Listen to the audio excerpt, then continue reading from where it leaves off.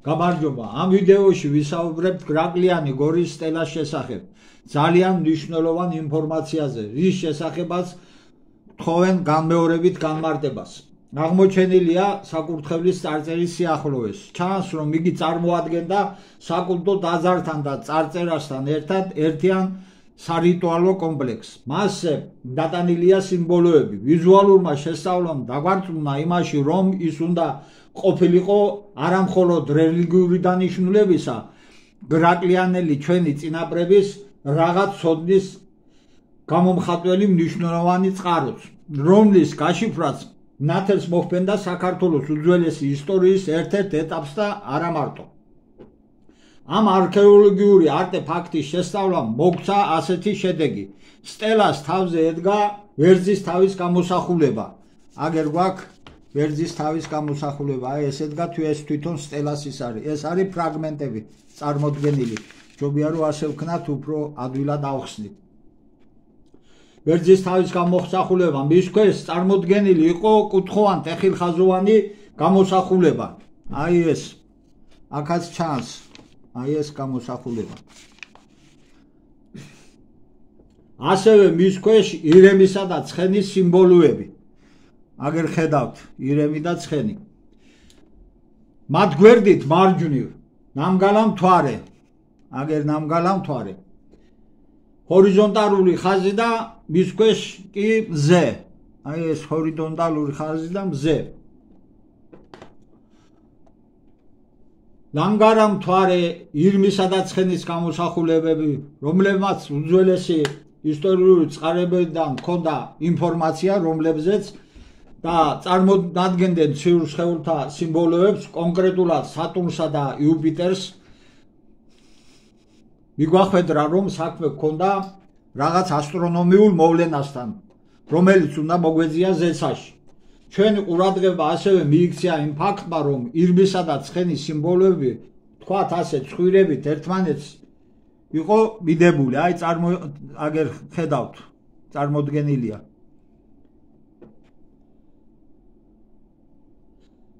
ზეცაში რომ ეს ასტრონომიული მოვლენა გვეპოვა, ასე უნდა გაგვერკვიარ ვერძის თავისა და კუთხოვან ტეხილხაზოვანი სიმბოლოების კავშირი ასტრონომიასთან. აი ამისი და ეს ხო გითხარით რაც არის თქვათ და ვერძის თავის.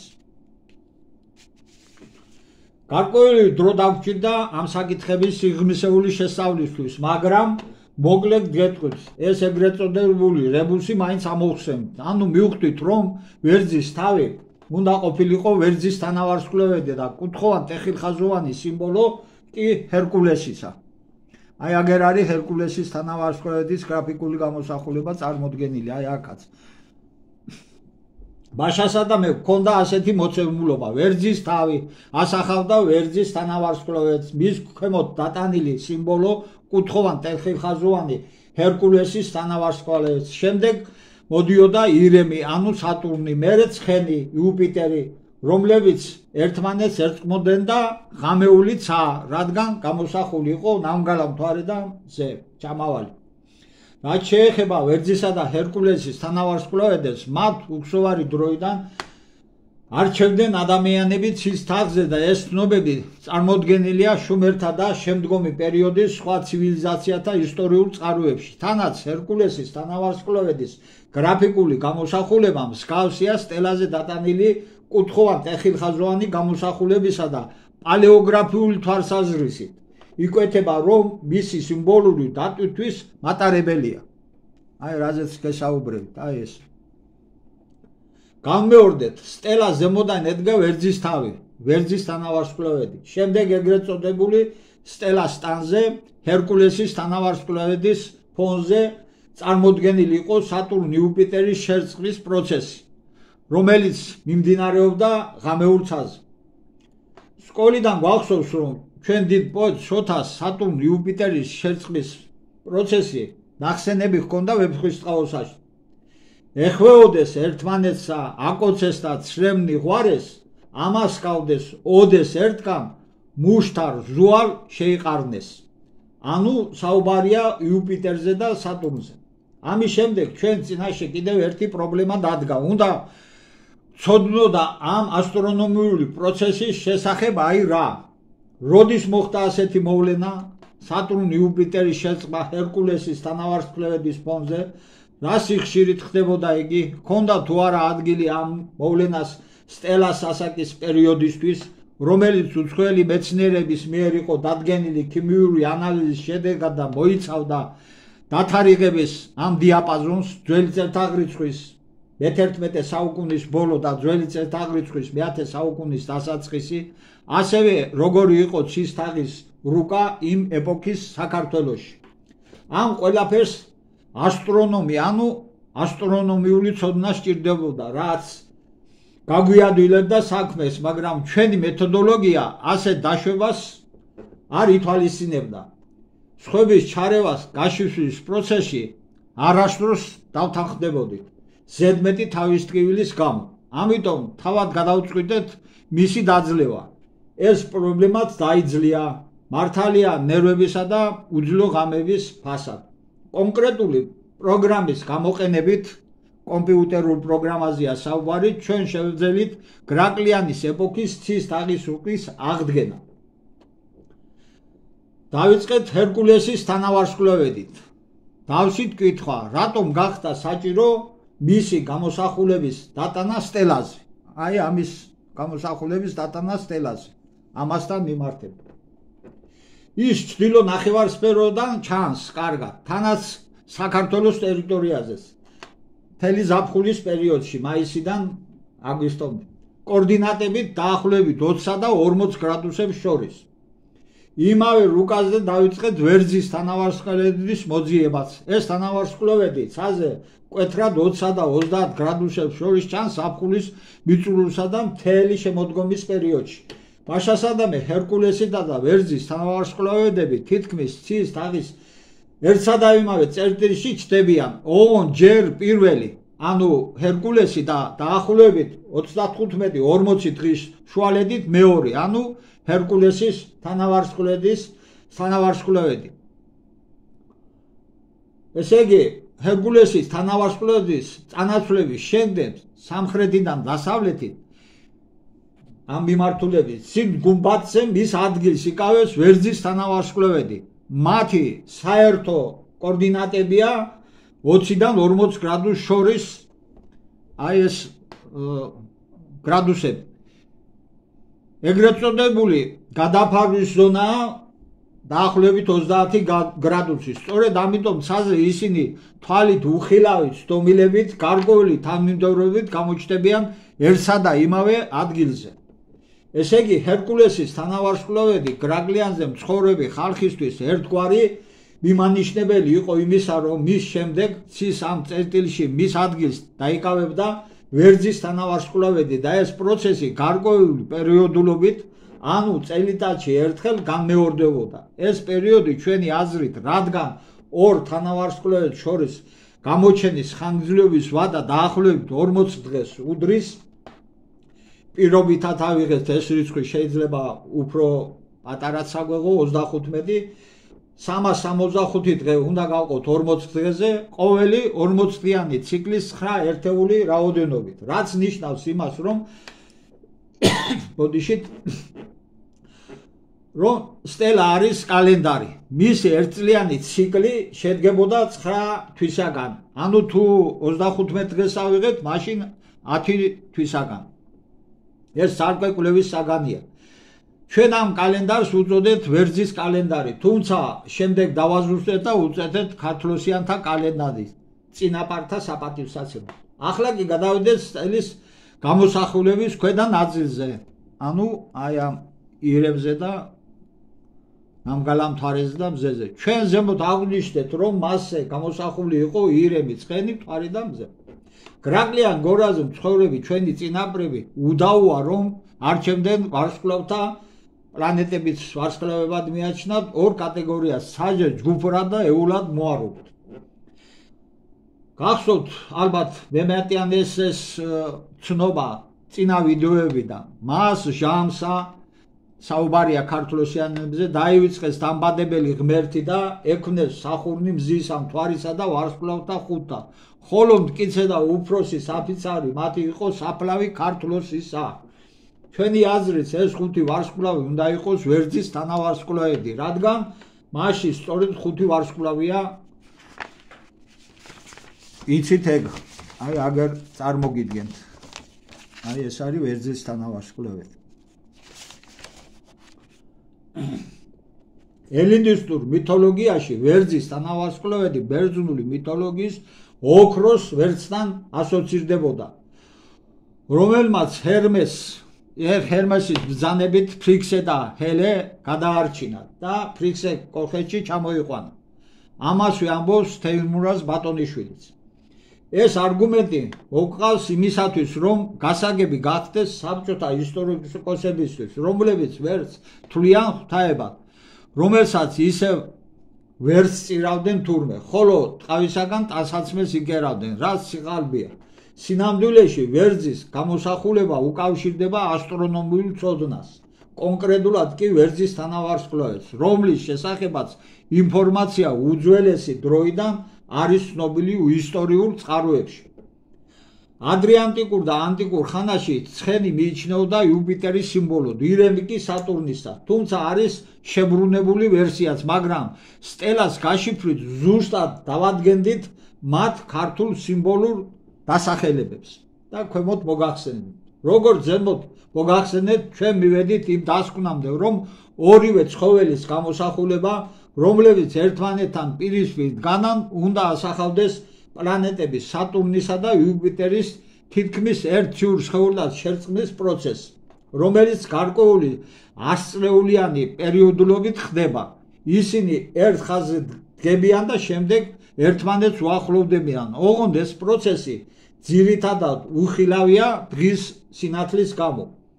ამგვარი პროცესი მომხდარა 2020-ში, 21 დეკემბერს. უფრო ადრე კი მოვიძიეთ და ახალი წელთაღრიცხვის 1226 წლის 4 მარტს. სხვა მონაცემები ჩვენ ვერ მოვიპოვეთ, ამიტომ მოგვიწია გრაკლიანის ეპოქის ღვთის თაღის რუკის აღდგენა კომპიუტერული პროგრამით, როგორც მოგახსენეთ.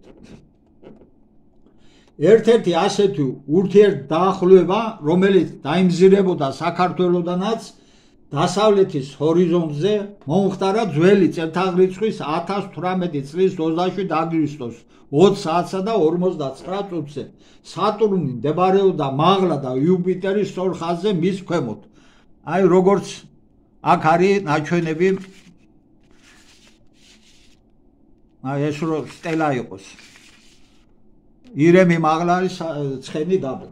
ირმის გამოსახულება არის სატურნი, რადგან სტელაზე ის მაღლა მდებარეობს და ცხენისაკი იუპიტერი. ამის შემდეგ ვიცოდით რა ქიმიური ანალიზის მიხედვით გრაკლიანის დამწერლობითი არტეფაქტების ასაკი გამეორდეს ძველი წელთაღრიცხვის მე-11 საუკუნის ბოლო ან ახალი წელთაღრიცხვის მე-10 საუკუნის დასაწყისა, ძველი წელთაღრიცხვის მე-10 საუკუნის დასაწყისი და ჩვენ მივიღეთ თარიღი ძველი წელთაღრიცხვის 1018 წელი, ანუ ძველი წელთაღრიცხვის მე-11 საუკუნის ბოლო, რომელიც ზუსტად ჯდებოდა ამ მონაცემებში. დავიწყეთ ასტრონომიული მოვლენის გადამოწმება სხვა საუკუნეებში, რათა გაგვეგო ძველი წელთაღრიცხვის 1018 წელთა მიმართებით მათი მდგომარეობა. ამ პლანეტების შერწყმა მოხდა ძველი წელთაღრიცხვის 1326 წლის 14 სექტემბერს 20 საათსა და 31 წუთზე, როცა მათი მდგომარეობა ისეთი იყო, როგორც ეს სტელაზეა ასახული. ოღონდ ეს პროცესი სხვა თანავარსკვლავედშია მომხდარი და ორივე ციური სხეული ჰორიზონტის მიმართ იყო პარალელურ მდგომარეობაში შერწყმული. არა ვერტიკალურში, აი აგერ გვაქვს ჩვენს მონაცემი, არამედ ასე პარალელურ მდგომარეობაში. ასევე დიდი სხვაობა მოგვცა ძველი წელთაღრიცხვის 1018 წლის მოგვიანებითმა მოვლენამ, რომელიც ფიქსირდებოდა დაახლოებით ძველი წელთაღრიცხვის მე-4 საუკუნეში. რითაც დავადასტურეთ ეს თარიღი ძველი წელთაღრიცხვის 1018 წელი. ანუ რაც ქიმიურმა ანალიზმაც დაადასტურა. ძველი წელთაღრიცხვის 1018 წლის პლანეტების შერწყმა ჩანდა ჰერკულესის თანავარსკვლავედის ქვეშ, ანუ მის ფონზე, ღამეულ ცაზე, რამაც მიიქცია გრაგნიანელთა ყურადღება, როგორც იდუმალმა მოვლენამ და ასახეს სტელას. არ არის გამორიცხული ისინი ამ მოვლენეს შესახებ ფლობდნენ ინფორმაციას, რადგან ანალოგიური მოვლენა მოხდა ქართლოსის შემოსვლის პერიოდისთვის და ვიცით ეს პერიოდი ძველი წელთაღრიცხვის 2723 წელი საქართველოს ტერიტორიაზე. ეს იყო ძველი წელთაღრიცხვის 2726 წელი, როცა ეს მოვლენა მოხდა. სამწლიანი ცდომილებაა მათ შორის. ალბათ ეს გამოწვეული შეიძლება იყოს დროის ხანგრძლივობიდან გამომდინარე კალენდრის ცდომილებით, ანდაც იმით, რომ ქართლოსიანები ამ მოვლენის ხილვის შემდგომ დაიძრენ მამისეული თარგამოსის მიწებიდან, იცით, არადატისა და მასისის მთიანეთიდან, რადგან მიიღეს ეს მოვლენა ღვთიურ მინიშნებად და 3 წლის შემდეგ დამკვიდრდნენ იორის ხეობაში. მოგეხსენებათ, დედაწულიანად წამოვიდნენ 6 ძმა და მათი მოდგმა და გარკვეული პერიოდი მოუნდებოდნენ საქართველოში შემოსვლა. ადრიანტიკურ ხანაში და მათ შორის -1800 წელს, ასეც ვამბობ ძველ წელთაღრიცხვას, გაზაფხულის ბუნიობისას მზე კვეთდა ცის თაღის ეკვატორს, არაგვერიოს დედამიწის ეკვატორში, ვერძის თანავარსკვლავედში, რომელიც შეუიარაღებელი თვალისთვის დღისით შეუმჩნეველია, მაგრამ ამ მოვლენას ისე როგორც ეგვიპტელები, ჩვენი უძველესი წინაპრებიც იცნობდნენ. ეს მოვლენა დედამიწის პრეცესიის გამო დღეს უკვე სხვა თანავარსკვლავედში ხდება თევზებში. ამაზე გვაქვს ვიდეო და გთხოვთ უყუროთ. ძველ ეგვიპტეში მზის ღმერთს ამონ რას გამოსახავდნენ ვერძის თავით, ხოლო ანტიკურ ხანაში საქართველოსთან მათ კავშირებზე წინა ვიდეოებში უკვე ვისაუბრეთ. თუმცა საყურადღებოა ის გარემოებაც, რომ ეს მოვლენა უძველეს ადამიანებს არ უნდა სწოდნოდათ, რადგან მათ ცის დასამზერად ტექნიკური საშუალებები არ გააჩნდათ, მით უმეტეს დღისით. ასევე კვლევის პროცესში ბევრ იდუმალ ფაქტსაც შევეჩეხეთ პირდაპირ გაგებით, რომელთა ამოხსნაც ალბათ მომავლის საქმეა, თუმცა რაღაც მოსაზრებები გაგვაჩნია მათთან მიმართებით. ზემოთ მოგახსენეთ, რომ ჩვენმა წინაპრებმა იცოდნენ ზე თუ როდის კვეთდა ცის თაღის ეკვატორს, ვერძის თანავარსკვლავედში. ამგვარი კვეთა ხდებოდა 21 მარტსაც, გაზაფხულის ბუნიობისას, რაც მათ ხნათესვის დაწყებაზე მიანიშნებოდა, რადგან იდგა ვერძის ეპოქა, რომელიც გაგრძელდა დაახლოებით 2500 წელი და დაახლოებით ქრისტეს შობის პერიოდისთვის ჩაანაცვლა თევზების ეპოქა, რომლის დასკვნით ეტაპზეც ვიმყოფებით დღეს და მალე გადავართ ვერცხლის ეპოქაში. მაგრამ როგორც აღნიშნეთ, ამ პროცესის დამზერა ხილული თვალისთვის სპეციალური ხელსაწყოების გარეშე დღისით შეუმჩნეველია. სტელა კალენდართან ერთად სწორედ ამგვარ ხელსაწყოს ერთგვარ ტელესკოპსაც წარმოადგენდა. ვიდრე ჩვენ მოსაზრებას გაგაცნობთ, აუცილებელია გავიხსენოთ ქუსლისებური ხვა სტოუნჰენჯიდან და მისი ფუნქცია მოკლედ. ვარაუდობენ, რომ ამ ქვის თავზე ჩამომდგარი მზე აღნიშნავდა ბუნიობის დღეს.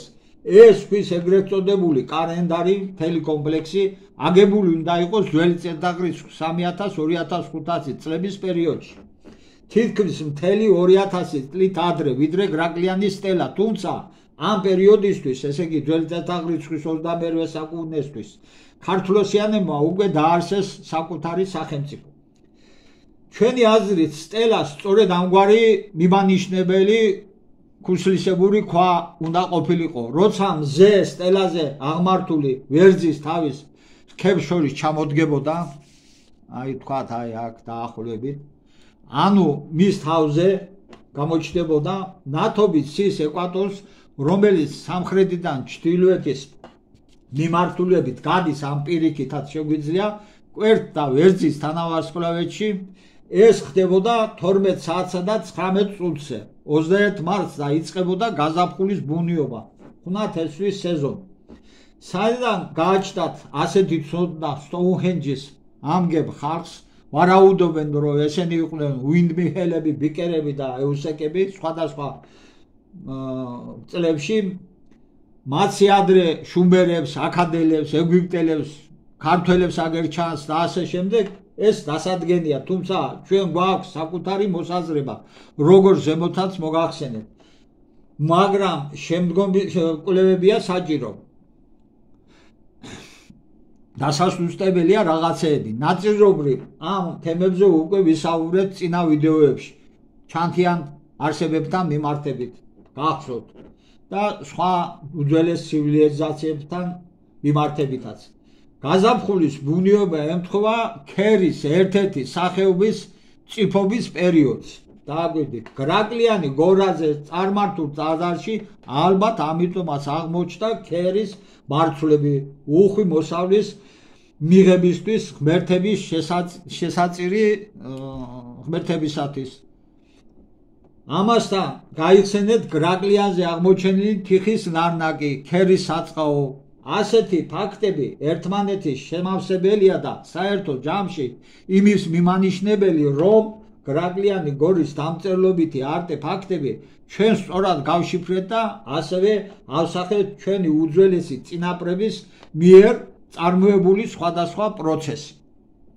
და ბოლოს ჩვენ 100% ვართ დარწმუნებული იმაში, რომ სწელა წარმოადგენს ოქროს საწმისის ანალოგს, რომელიც თავის დროზე იხილეს არგონავტებმა.